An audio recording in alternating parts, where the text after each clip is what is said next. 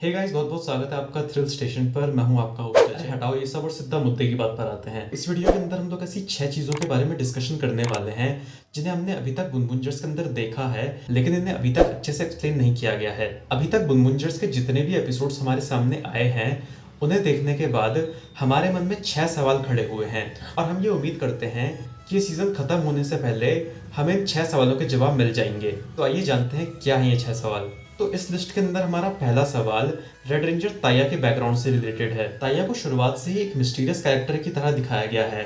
वो इतना अमीर होते हुए भी डिलीवरी एजेंट का काम क्यों करता है, वो अपना सारा काम धंधा छोड़कर बुंडोरियो के सपने को पूरा करने में क्यों लगा हुआ है, और इस कैरेक्टर की ओवरऑल हिस्ट्री क्या है। अगर आप लोगों ने ध्यान दिया हो तो एपिसोड 13 के अंदर हमने ताया के सिर पे एक रिंग भी देखा था। और जो लोग जापानीज पॉप कल्चर से फेमिलियर हैं उन्हें पता होगा कि जापानीज मूवीज और एनिमे शोज के अंदर सर पर रिंग होना गॉड्स को रिप्रेजेंट करने का एक तरीका है। तो ऐसा रिंग ताया के सर पर क्यों दिखाया गया था, इसकी वजह क्या है, क्या वो कोई डिवाइन एंटिटी है जिसके बारे में आगे चलकर हमें कुछ नया पता चलेगा, या ये भी हो सकता है कि शायद मैं ही कुछ ज्यादा सोच रहा हूँ। हो सकता है कि उन्होंने ये रिंग लाइट ऐसी लगा दी होगी रैंडमली। दूसरा सवाल, तो पहले ही एपिसोड से हम लोगों ने देखा कि विलन्स लोगों को तंग करके गैसोलीन नाम का एक एलिमेंट इकट्ठा कर रहे हैं, लेकिन वो गैसोलीन को इकट्ठा कर क्यों रहे हैं, इसे जमा करके क्या होगा और विलन्स का अल्टीमेट प्लान क्या है, ये सब हमें अभी तक बताया नहीं गया है। लेकिन आगे चलकर जब ये चीजें रिवील होगी तो वो देखना काफी इंटरेस्टिंग हो सकता है। इसके बाद हमारा तीसरा सवाल भी गैसोलीन से ही रिलेटेड है, जहां हम देखते हैं कि किसी भी मॉन्स्टर के डिस्ट्रॉय होने के बाद विलन्स की वो अजीब सी पीली कार एक दूसरे डायमेंशन में जाकर उस गैसोलीन को डिलीवर करने के लिए निकल पड़ती है, लेकिन पावर रेंजर्स उसे बीच में ही रोक देते हैं, जिसके बाद वो कार वापस ह्यूमन डायमेंशन में आकर उस सारे गैसोलीन को उगल देती है और मॉन्स्टर्स को उनके जाइगेंटिक फॉर्म में ट्रांसफॉर्म कर देती है। तो अब सवाल ये आता है कि ये कार इस गैसोलीन को कहाँ डिलीवर करने की कोशिश कर रही है, और क्या होगा अगर ये गैसोलीन सक्सेसफुली डिलीवर हो जाए। क्या होगा हमें नहीं पता, हम बस ये उम्मीद करते हैं कि आगे आने वाले एपिसोड्स में ये चीज अच्छे से एक्सप्लेन की जाए। दोस्तों, इस लिस्ट का चौथा सवाल हमारे ऑरेंज रेंजर से रिलेटेड है, क्योंकि रेड रेंजर की ही तरह उसके बैकग्राउंड के बारे में भी बहुत कुछ बताया नहीं गया है। वो प्रोक्योरमेंट में काम क्यों करता था, वो इतना कूल कैसा रहता है, उसके मम्मी पापा उसे गवर्नमेंट जॉब की तैयारी करने के लिए क्यों नहीं कहते हैं, उसके मम्मी पापा एग्जिस्ट भी करते हैं या नहीं, या वो भी बुंदोरियो की तरह एक दिन ऐसे ही कहीं से आ टपका था।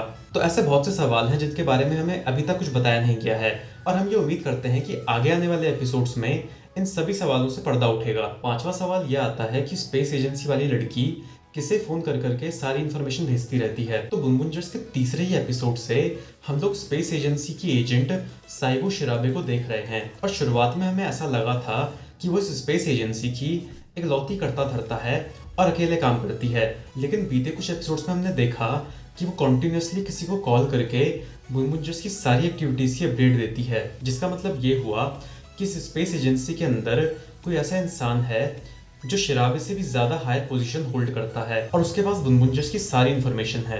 तो वो इंसान असल में है कौन, वो बुनबुंजर्स की साइड में होगा या उनके खिलाफ, दोस्त होगा या दुश्मन। तो इन सभी सवालों के जवाब हमें आगे आने वाले एपिसोड्स में मिल सकते हैं। तो दोस्तों, अब आता है हमारे इस लिस्ट का आखिरी और सबसे इंपॉर्टेंट सवाल, और वो ये है कि हमारा ब्लू रेंजर सुबह शाम दिन रात कोट पहनकर क्यों घूमता रहता है। मई जून जुलाई जैसे गर्म महीने निकल गए, जो कि पूरी दुनिया की तरह जापान में भी अच्छे खासे गर्म होते हैं, लेकिन मजाल है कि ब्लू रेंजर का टक्सीडो इधर का उधर हुआ हो, तो टक्सीडो के अलावा कुछ और क्यों नहीं पहनता, उसके वार्डरोब में नॉर्मल लोगों जैसे कपड़े क्यों नहीं हैं। क्या उसे किसी ज्योतिषी ने बताया कि तू भारी गर्मी में भी टक्सीडो पहन के रख, कृपा आती रहेगी। क्या वो लड़कियों को इंप्रेस करने के लिए सूट पहन के रखता है, क्या ये सूट उसकी स्किन से चिपका हुआ है।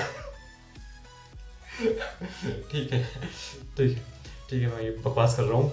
ये फालतू का सवाल था, लेकिन इससे पहले मैंने इस वीडियो के अंदर जितने भी 5 सवाल उठाए वो सही है और पूरी तरह से सेंस बनाते हैं, और हम ये उम्मीद करते हैं कि आगे आने वाले एपिसोड्स में हमें इन सभी सवालों के जवाब मिल जाएं। तो देखते हैं कि आगे आने वाले एपिसोड्स में क्या होता है और क्या कुछ देखने को मिलता है। बाकी अगर मेरे से कुछ मिस हो गया तो आप मुझे कमेंट्स में जरूर बताइएगा। इसके अलावा अगर आपके पास कोई भी फैन थ्योरी हो तो उसे भी कमेंट्स में मेरे साथ शेयर कीजिएगा।